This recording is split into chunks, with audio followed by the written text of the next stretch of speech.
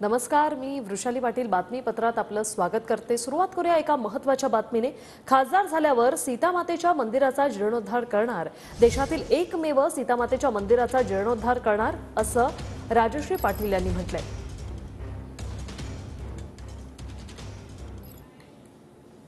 रामलल्लाचं मंदिर निर्माण केलं, पण मला वाटतं या नगरीने आशीर्वाद दिल्यावर त्या सीतामाईच्या मंदिराचाही जीर्णोद्धार करणं हे या नगरीची कन्या म्हणून माझं पहिलं कर्तव्य असणार आहे।